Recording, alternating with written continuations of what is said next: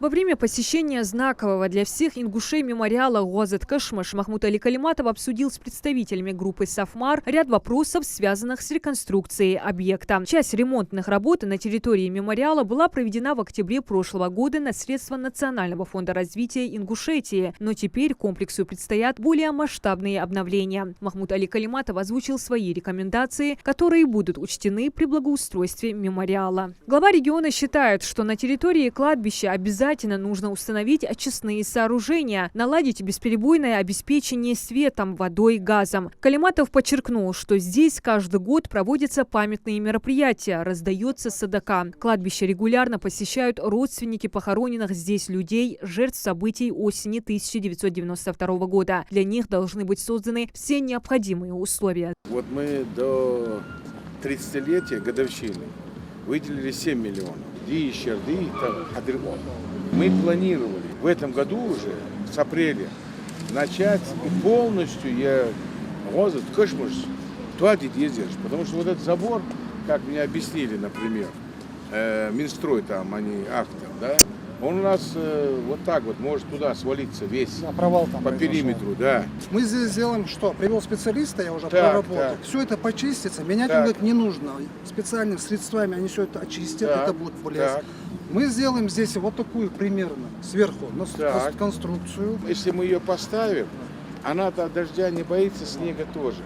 Но есть одна вещь, тогда свет нужен.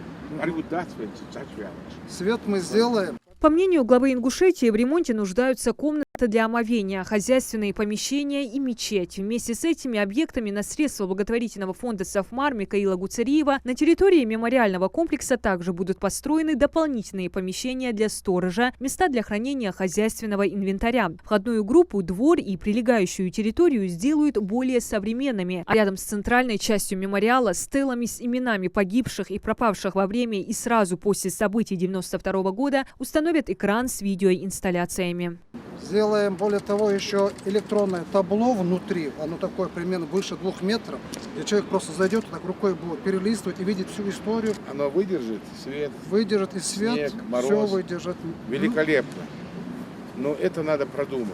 В принципе, нам здесь все понравилось. Да? Да, то, что вот сверху накрытие, да, важный момент. Электронное табло, вот это все заменить. То, что вот это некрасиво. Все это будет, да. Да, почистить вот это, чтобы хороший вид был. Мигель, в любом случае, где бы ты ни был, они вот так от пола не бывает в основном. Их надо поднять. Хорошо. Глава Ингушетии поручил республиканскому правительству завершить работу над согласованием итогового проекта мемориального комплекса в кратчайшие сроки с учетом высказанных предложений. План реконструкции мемориала вместе с благоустройством других памятных объектов обсуждался Махмудом Али Калиматовым и основателем промышленно-финансовой группы «Сафмар» Микаилом Гуцериевым. Эстетически вы, наверное, это понимаете. Вот видишь, проводки, вот это видишь, безобразие. Безопасность в первую очередь. Тахана, Хадидис, Хамди, да, здесь же, а нарисовать и как сделать, он знает. Ой, Бусу, Кышмыш, да я вам скажу, это более, там, миллиарда больше.